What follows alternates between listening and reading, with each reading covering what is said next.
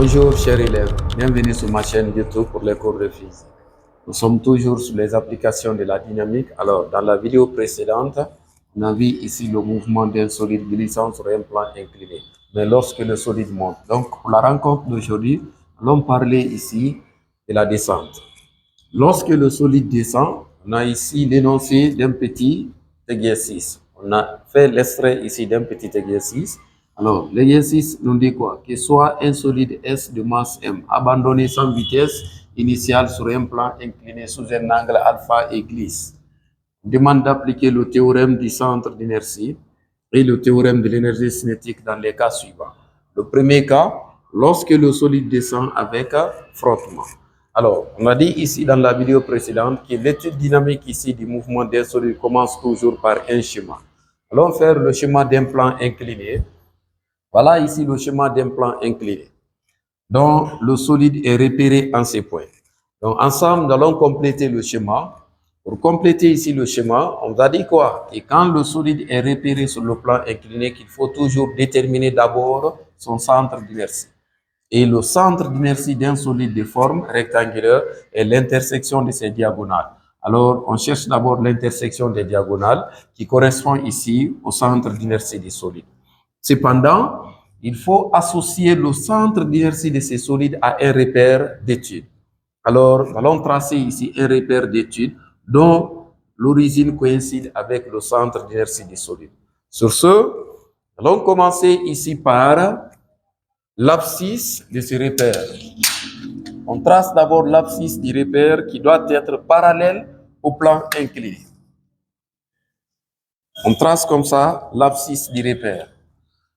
Comme le solide descend cette fois-ci, alors on a ici l'abscisse X et on indique le sens de déplacement du solide par une flèche, suivie ici d'un signe plus, qui indique que le solide descend. Comme l'abscisse X est là, alors il faut représenter l'ordonnée Y, qui doit être perpendiculaire à l'abscisse X, mais qui passe par le centre d'inertie du solide.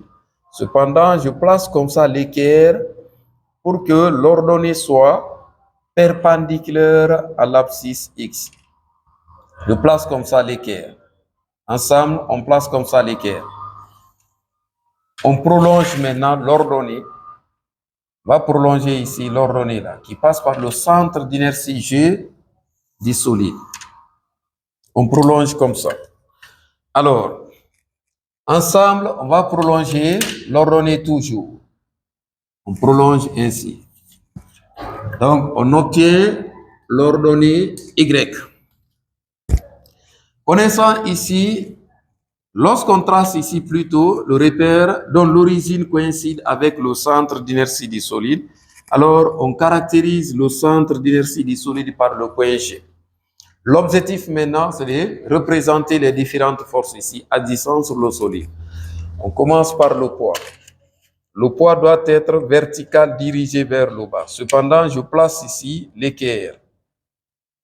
Je place ici l'équerre pour que le poids soit vertical. On trace maintenant le poids qui doit être vertical. Le poids est noté par P vecteur.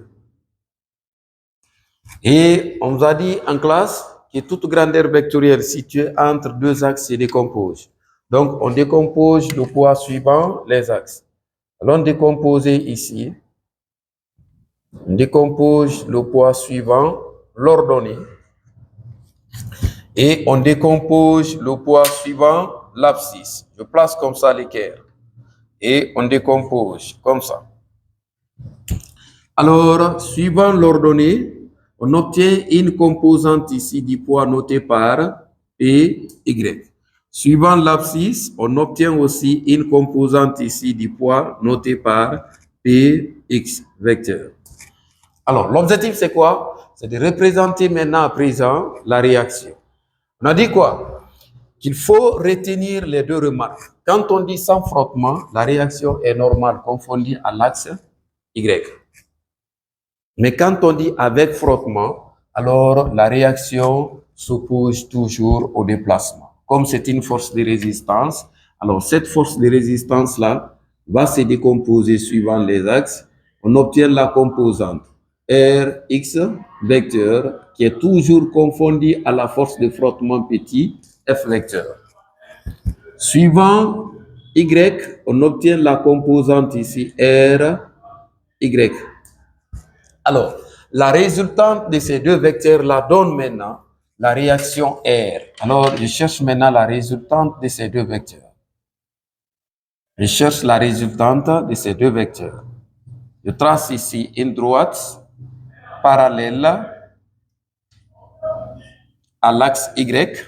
Je trace ici une droite parallèle à l'axe Y. On trace ici une droite parallèle à l'axe Y. Par là aussi, on trace une droite aussi. On va placer comme ça. On trace une droite aussi parallèle à l'axe X. À l'abscisse X déjà. On trace ici une droite aussi parallèle à l'abscisse X. Le point d'intersection de ces deux droites-là donne la résultante de ces deux vecteurs Rx et Ry. Alors, la résultante de ces deux vecteurs correspond à la réaction R vecteur. Alors, l'objectif, c'est comment peut-on orienter l'angle alpha.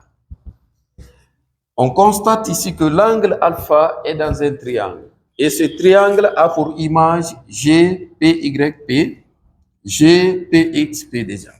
Donc, l'angle est formé au sommet. Donc, au sommet ici de ces deux angles-là, de ces deux triangles plutôt, on obtient des angles alters et inters. Donc, l'angle obtenu dans ce triangle au sommet est égal à cet angle. Par là aussi, on obtient le même angle au sommet. Donc, connaissant ici cette représentation, on constate ici que le sommet de la trajectoire est séparé ici par l'horizontale d'une distance notée par h. Ça représente quoi? La hauteur. Cependant, nous allons caractériser notre repère là ici à partir de l'origine de ce point. Ici, on caractérise. On a l'origine du repère. Alors, suivant l'abscisse, on a un vecteur unitaire noté par I vecteur. Comme on n'a pas assez d'espace, alors on va juste représenter. On donne une idée ici de la représentation. Alors, si tel est le cas, allons revenir maintenant au niveau de l'étude dynamique du mouvement de ces solides. Alors, pour effectuer ici l'étude dynamique du mouvement de ces solides, comme l'avons mentionné dans la vidéo précédente, on a toujours dit qu'il faut commencer par les conseils de résolution qu'on nous a donnés en classe. Parmi ces conseils, il existe ici 3. À savoir, on fait d'abord, il faut énumérer le système à étudier, faire le bilan des forces, en même temps, énumérer le référentiel d'étude. Alors, nous allons commencer par ces paramètres à partir de là. Sur ce, on met ici d'abord le système à étudier. Le système à étudier.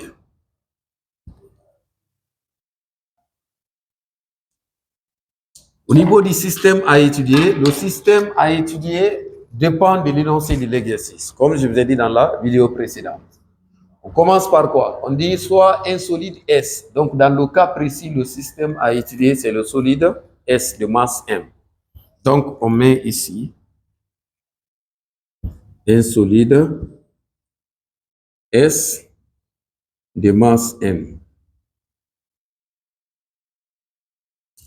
Après, il faut encore énumérer le référentiel d'étude.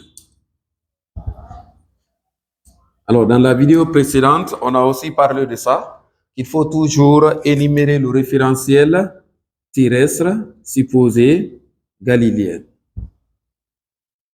On met ici terrestre supposé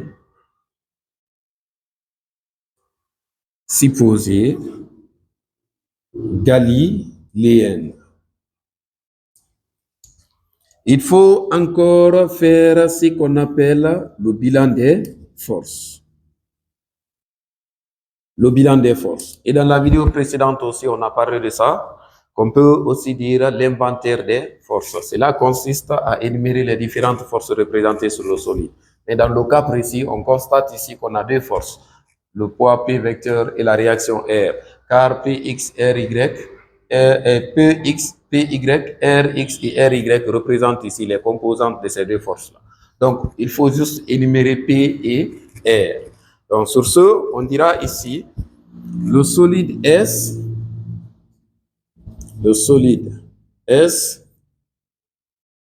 est soumis à l'action des forces suivantes. À l'action des forces suivantes. Sur ce, allons commencer d'abord par son poids. On met ici son poids P vecteur égal à M fois G. Après, on a la réaction totale. La réaction totale est notée par R vecteur. Pourquoi la réaction totale? On a distingué ici la réaction normale et la réaction totale dans la vidéo précédente. En disant quoi? Quand on vous dit ici sans frottement, ça veut dire que la réaction est normale située ici sur l'axe Y. Donc la réaction qu'on obtient là-bas est normale. Mais dans le cas précis, la réaction qui est là, elle est totale car elle se décompose suivant X et Y. Donc la résultante de ces deux composantes-là qui donne R. Donc R vecteur égale à quoi? C'est Rx plus aussi Ry vecteur. Cependant, allons commencer maintenant l'étude dynamique. Donc, dans l'énoncé, on nous demande d'appliquer le théorème du centre d'inertie. Alors, nous allons commencer par l'application. On met ici 1. Application du théorème du centre d'inertie. Application du théorème du centre d'inertie. En abrégé, on met TCI. Ce théorème nous dit quoi? Comme vous l'avez énoncé en classe, que dans un référentiel galiléen, la somme vectorielle de toutes les forces extérieures appliquées à un solide est égale au produit de sa masse par le vecteur accélération de son centre d'inertie. Cependant, quand vous mettez ici le théorème du centre d'inertie, vous vous référez du bilan dans l'exercice. Au niveau du bilan, on a énuméré ici deux forces, à savoir le poids et la réaction. Donc, on se sert maintenant de ces deux forces énumérées au niveau du bilan. On remplace par là. On obtiendra maintenant P vecteur plus la réaction R vecteur. Cela est égal à M fois A vecteur. Arrivé ici, on décompose le théorème du centre d'inertie suivant les axes des coordonnées ici de notre repère d'étude. On constate qu'on a deux axes. On a ici l'abscisse X et l'ordonnée Y. Alors, on décompose maintenant le théorème du centre d'inertie là suivant les axes. Cependant, je mets ici, projetons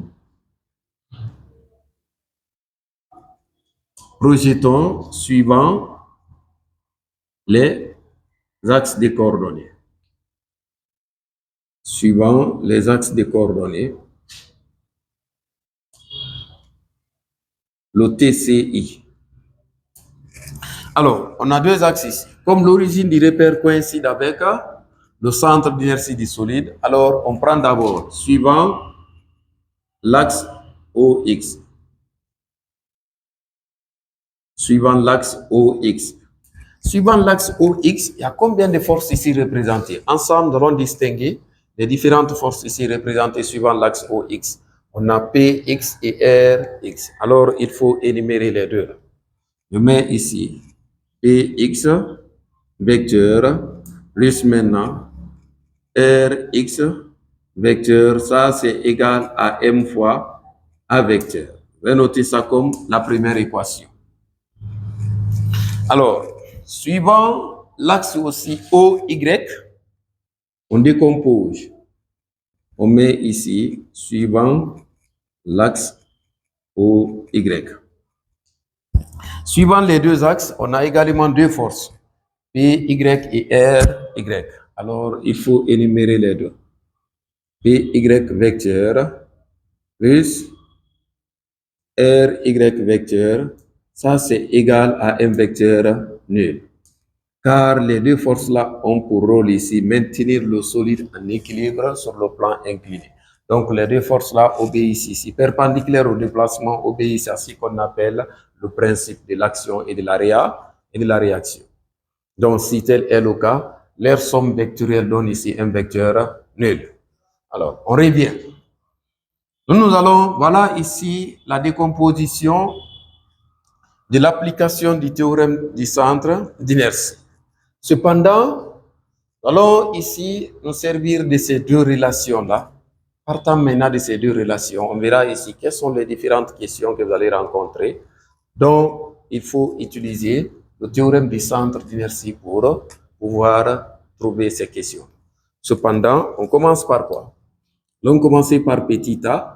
Lorsqu'on vous demande dans l'exercice de déterminer la nature du mouvement, alors on dira ici détermination de la nature du mouvement. De la nature du mouvement. Du solide S. Pour déterminer la nature du mouvement du solide S, on sait ici que la nature du mouvement est caractérisée par l'accélération. Donc, il faut déterminer l'accélération. Si l'accélération trouvée est supérieure à 0, ou bien si c'est inférieur à 0. Donc, l'accélération se trouve dans la première équation. Donc, on considère ici cette première relation. On dira maintenant de la relation numéro 1, régule, on a, ici je prends Px vecteur plus maintenant Rx vecteur égale à M fois A vecteur. Alors, arrivé ici, on prend un module.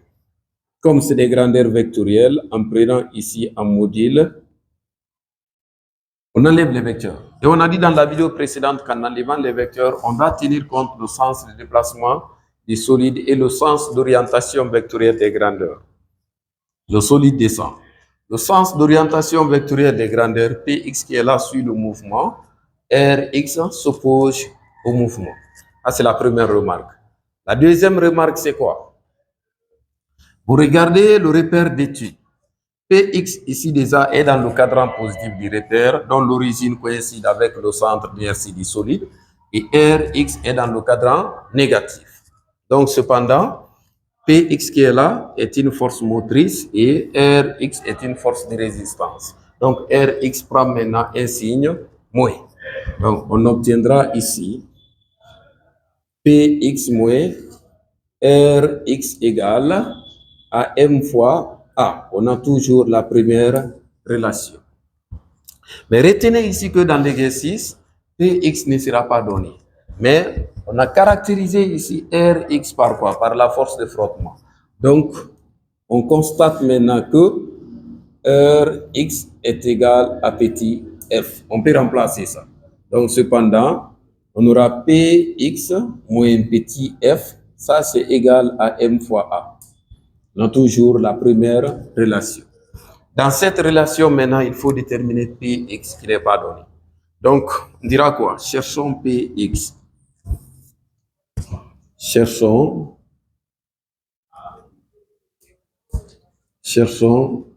Px sur le schéma. Sur le schéma. Alors, sur le schéma, on va revenir par là. On constate ici que Px se trouve dans un triangle GPXP. Voilà ici Px. Px est là. Donc, pour déterminer Px, on va se servir de cette notion mathématique qu'on appelle SOHCAHTOA. SOHCAHTOA. SOHCAHTOA veut dire quoi? La fonction sinus est égale au côté opposé sur l'hypoténuse. La fonction cosinus est le côté adjacent sur l'hypoténuse. La fonction tangente ici, c'est le côté opposé sur le côté adjacent. Alors, dans le cas précis, le côté opposé, c'est le côté qui fait face à l'angle, ou bien c'est le côté qui ne participe pas à la formation de l'angle. Tandis que le côté adjacent, c'est le côté qui participe à la formation de l'angle avec l'hypoténuse. Donc, cependant, on revient dans le triangle GPXP. On constate ici que PX qui est là déjà, j'ai représenté comme ça PX. Là, PX est là. Je fais sortir très bien PX pour que cela soit ici visible par tout le monde. Alors, PX est opposé à l'angle alpha. Dans ce triangle, déjà, il y a un angle alpha qui est formé ici. Donc, le côté opposé, c'est PX. Et donc, l'hypoténuse ici, c'est P. Cependant, on passe ici par la fonction sinus. Sinus de l'angle alpha, ici, c'est le côté opposé sur l'hypoténuse. Donc, on dira ici, dans le triangle des forces ici déjà, on a dans le triangle G, PX, P. On a. Dans ce triangle, la fonction sinus de l'angle alpha est égale au côté opposé PX sur l'hypoténuse qui représente P. L'objectif, c'est de tirer ici PX. Donc, PX égale à quoi? On a P sinus de alpha. Or, le poids P égale à M fois G. Par conséquent, on obtient Px égale à mg sinus aussi de alpha. Connaissant Px, on vient remplacer dans la première relation qu'on avait ici. Donc, on dira quoi? Nd bien, je vais remplacer ici. En remplaçant, on obtient mg sinus de alpha moins f, cela est égal à m fois a. Alors, dans cette relation-là, je peux tirer l'accélération. Lorsqu'on tire l'accélération, on obtiendra mg sinus de alpha moins f sur m. Donc, dans l'expression-là, il y a une propriété mathématique qui nous dit a moins b sur c. On peut dire ici que cela est égal à a sur c moins b sur c. Alors, en passant maintenant par cette propriété mathématique, notre A, c'est mg sinus de alpha et notre B, c'est f. Donc, on obtiendra ici A égale à m fois g sinus de alpha sur m moins f sur m. Par là, je peux simplifier la masse au numérateur et au dénominateur. On obtient à présent l'accélération A égale à g sinus de alpha moins maintenant f sur m. On encadre. On encadre. L'accélération qui est là est exprimée en mètres par seconde au carré. Alors, quand vous trouvez ici l'accélération, vous remplacez g, alpha, f et m. Vous trouvez la valeur de l'accélération. Cette valeur de l'accélération trouvée peut être supérieure à 0, peut être inférieure à 0. C'est que dans le cas général. Mais lorsque le solide descend ici sur un plan incliné, retenez ici que allez toujours trouver ici une accélération supérieure à 0. Car, quelle que soit la valeur de f et m ici, le produit qui est là est toujours supérieur au rapport. Donc, on peut déduire la nature comme, on met ici nature du mouvement. Au niveau de la nature du mouvement, donc je vais énumérer en disant quoi? Comme G sinus de alpha est supérieur à f sur m, virgule, alors le mouvement du solide est rectiligne uniformément accéléré. Le mouvement là est rectiligne uniformément accéléré. Alors, si le mouvement est rectiligne uniformément accéléré, allons profiter de l'occasion, déduire maintenant les équations caractéristiques d'un tel mouvement. Quelles sont les équations caractéristiques d'un tel mouvement? Un tel mouvement est caractérisé ici par les équations suivantes. On met ici l'abscisse x, qui n'est rien d'autre que la longueur de déplacement. C'est-à-dire, la longueur de déplacement là représente ici l'abscisse x. Donc, L est égal à 1 demi de ATO carré, tout simplement. L'exercice même nous dit quoi? Sans vitesse initiale. Abandonner sans vitesse initiale. Donc, c'est normal qu'on trouve ici un mouvement accéléré. Donc, on revient.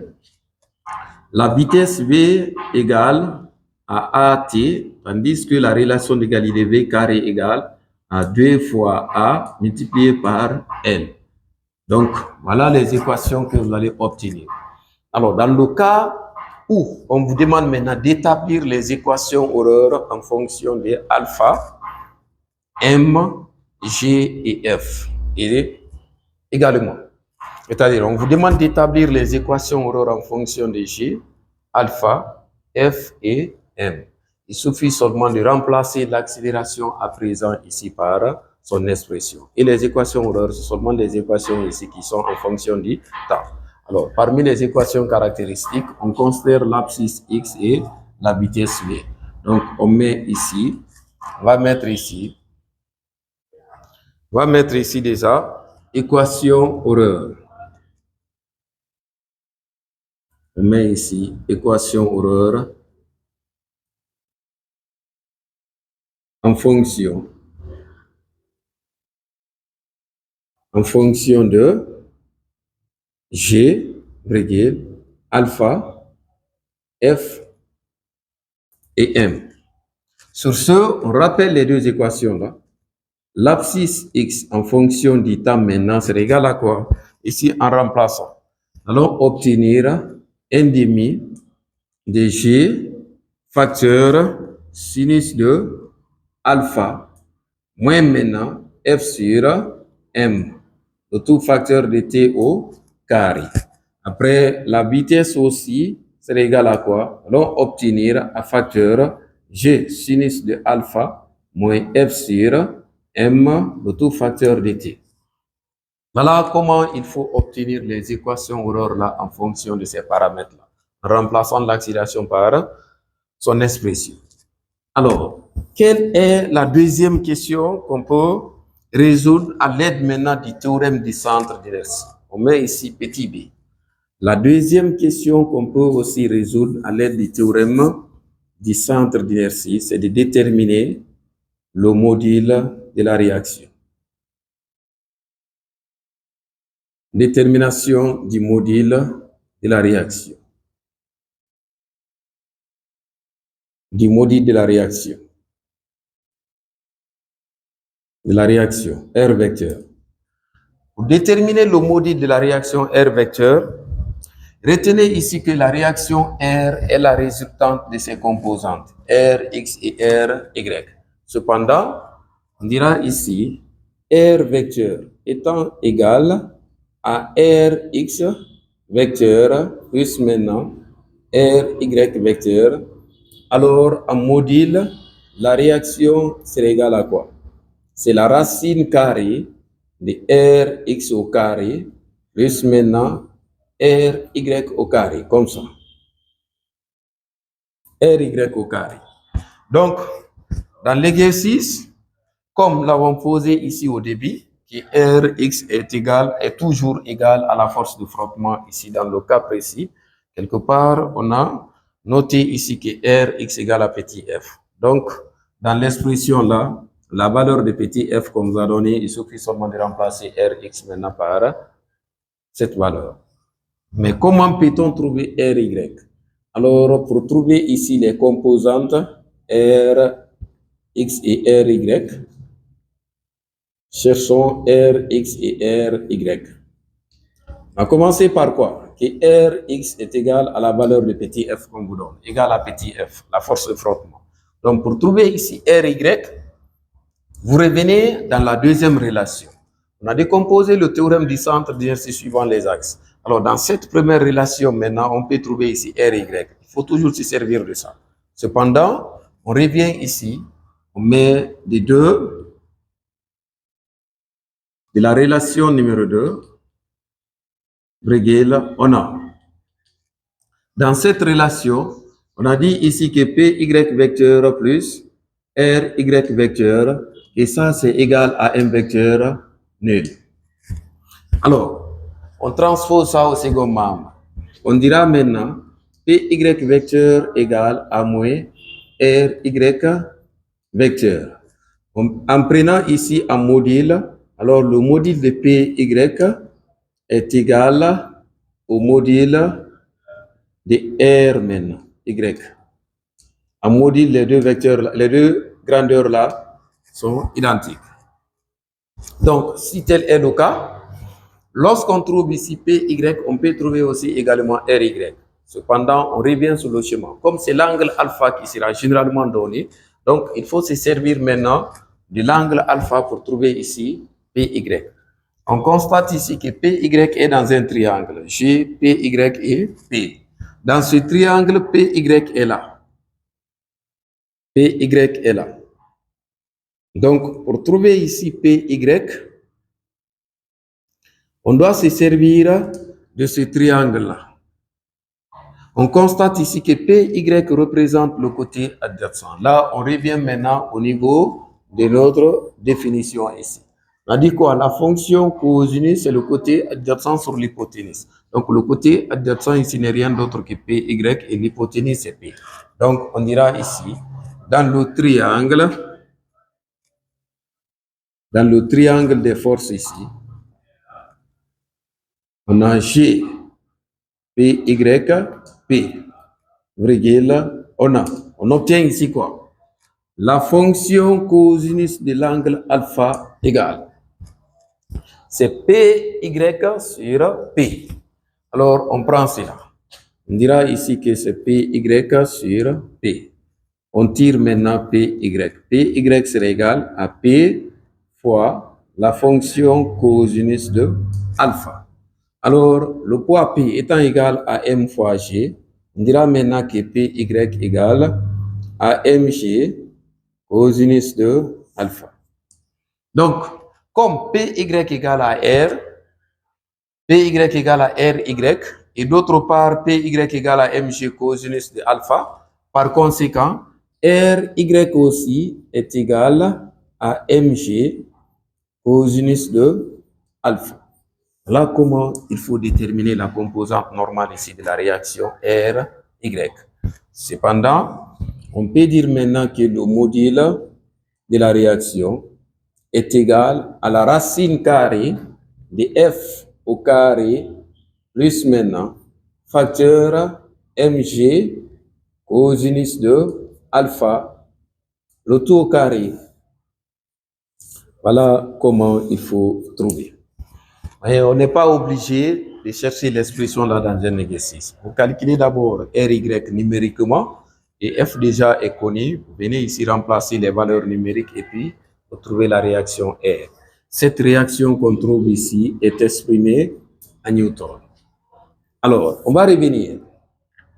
On a vu l'application du théorème du centre d'inertie. Cependant, nous allons parler de l'application du théorème de l'énergie cinétique.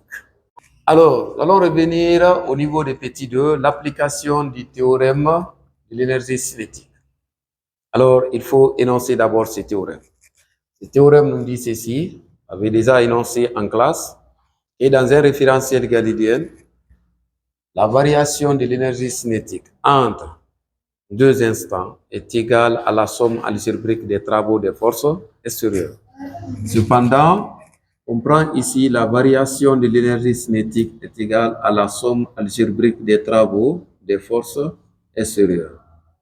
La variation de l'énergie cinétique ici entre deux instants, c'est l'énergie cinétique finale moins l'énergie cinétique initiale. Donc, je prends l'énergie cinétique finale moins l'énergie cinétique initiale. Cela est égal.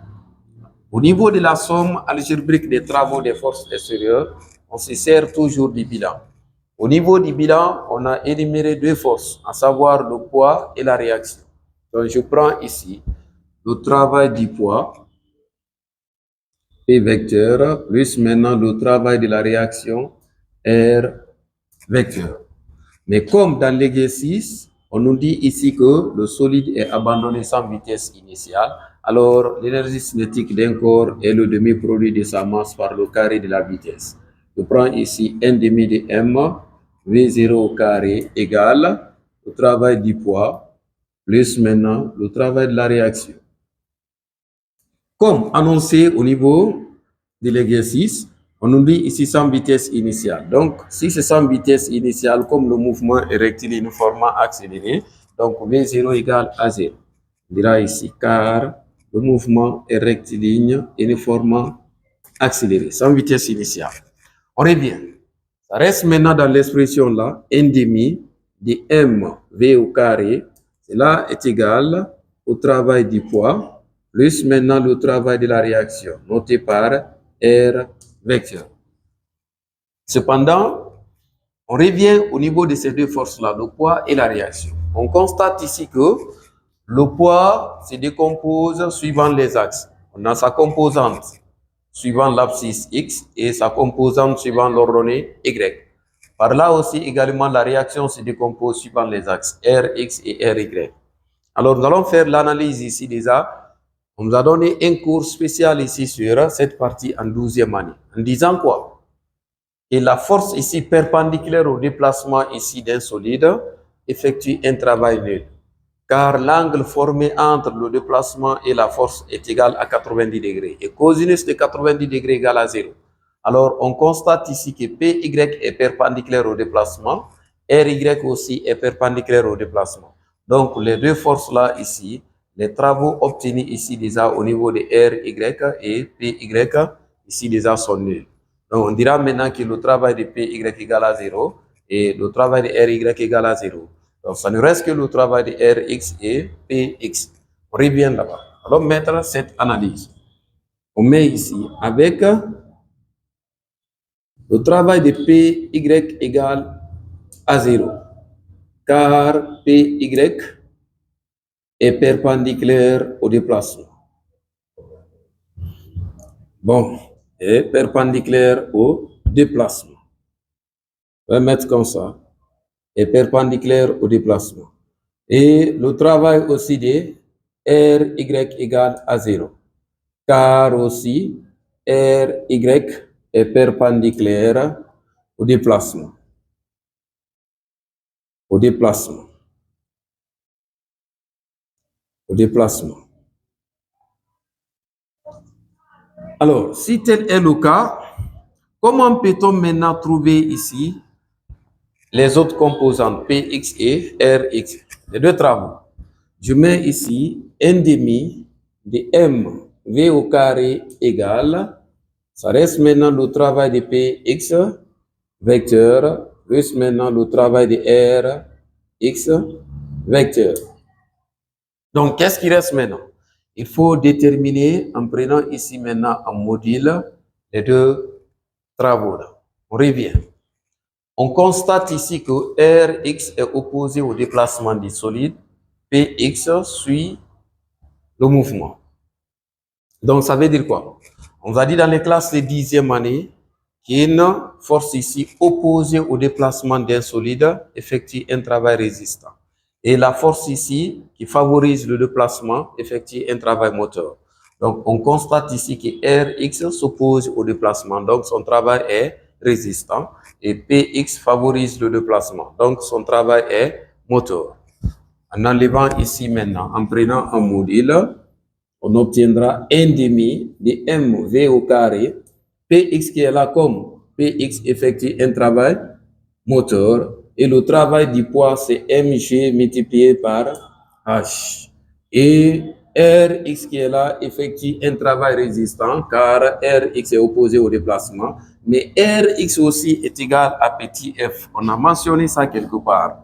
Donc, si Rx égale à petit f, on obtiendra maintenant le travail de petit f. Le travail d'une force constante est le produit de l'intensité de cette force par la longueur du déplacement, multiplié par la fonction cosinus ici de l'angle formé entre le déplacement et la force. Mais dans le cas précis, on remarque ici que la force qui est là, petit f, est confondue au déplacement. Parallèle ici au déplacement. Donc, l'angle formé égale à 0 et cosinus de 0 égale à 1. Donc, on prend juste le produit de l'intensité de cette force par la longueur du déplacement. Et la longueur du déplacement est notée par L. Nous avons mentionné ici, quelque part au niveau des équations, en disant quoi? Que la longueur du déplacement est notée ici par L. Cependant, On dira maintenant 1 demi de mv au carré, cela est égal à mg multiplié par h moins f fois L. Il faut déterminer la hauteur h. La hauteur h ne sera pas donnée dans l'exercice. Comment peut-on déterminer? Pour déterminer la hauteur h, on revient au niveau du schéma. La hauteur h qui est là représente ici le côté opposé, c'est-à-dire ce côté-là est opposé ici à l'angle alpha. Alors, je prends la fonction sinus de alpha. C'est le côté opposé, la hauteur h, qui représente la hauteur h, sur l'hypoténuse qui représente la longueur du déplacement. Donc, on dira quoi? Avec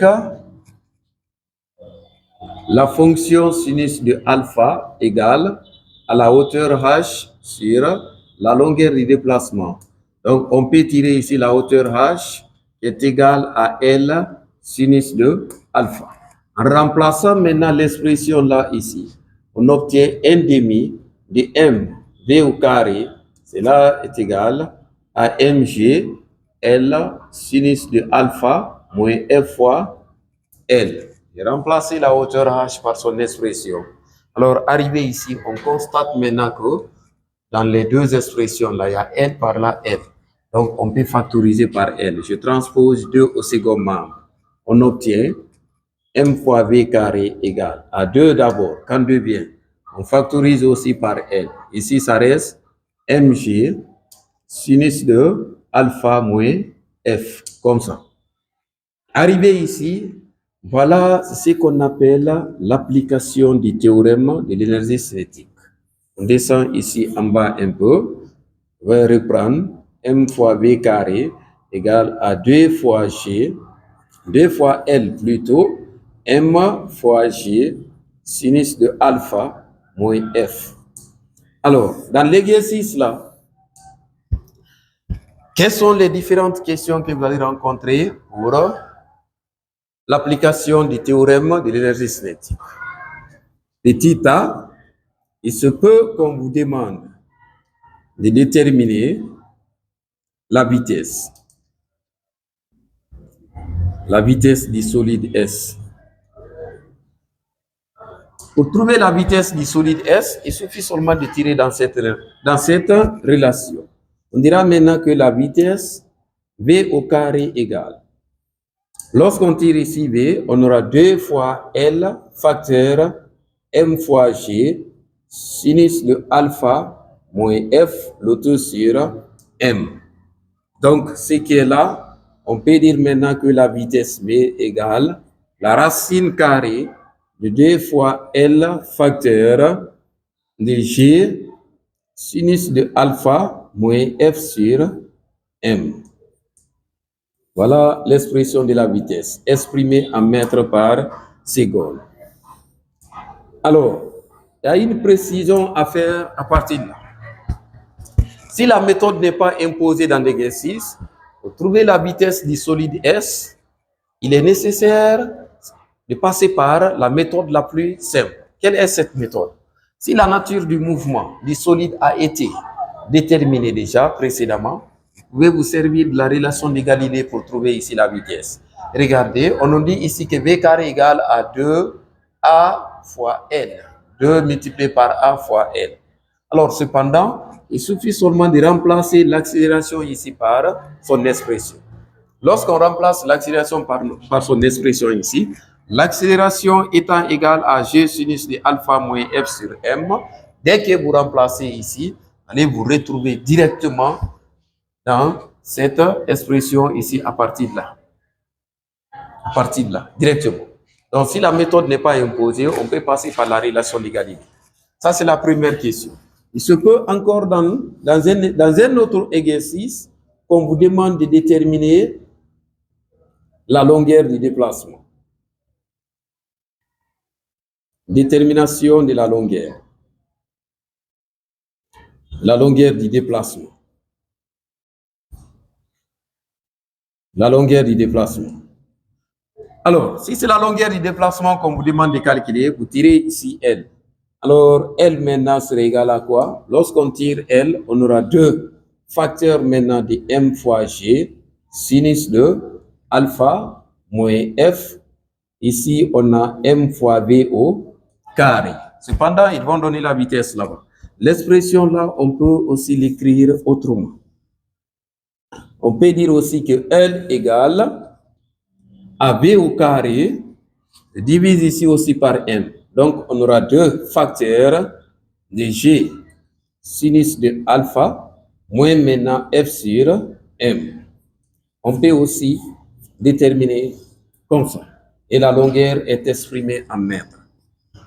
Voilà au niveau de l'application du théorème de l'énergie cinétique, deux questions que vous allez rencontrer généralement. Alors, nous allons terminer cette partie sur une remarque.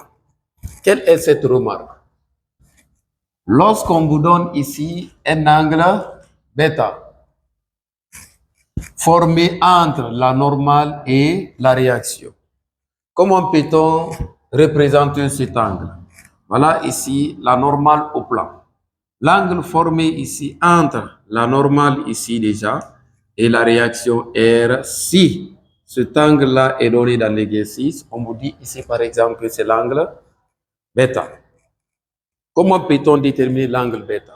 Il y a plusieurs méthodes, mais ça dépend ici des données de l'exercice. Cependant, pour déterminer, on peut passer par la fonction sinus de l'angle bêta.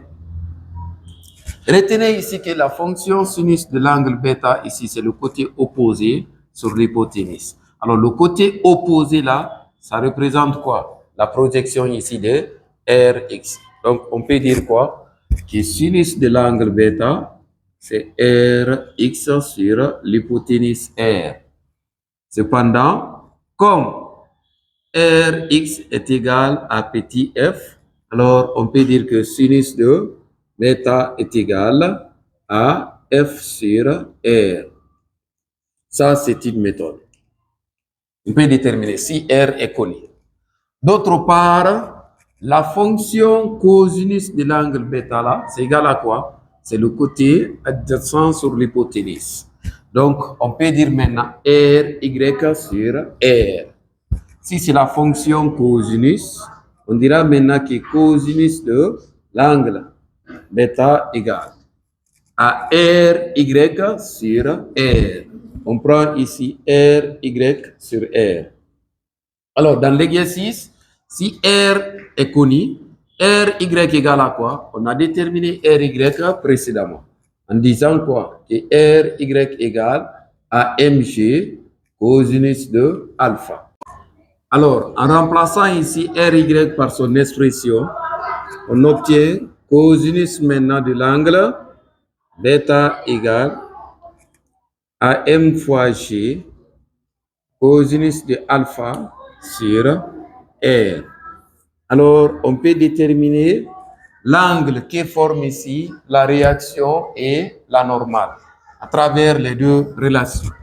Également, on peut déterminer à travers la fonction tangente.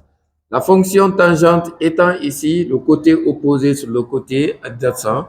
Alors, en prenant ici l'angle bêta, on obtiendra ici le côté opposé sur le côté adjacent. On peut dire également tangente de l'angle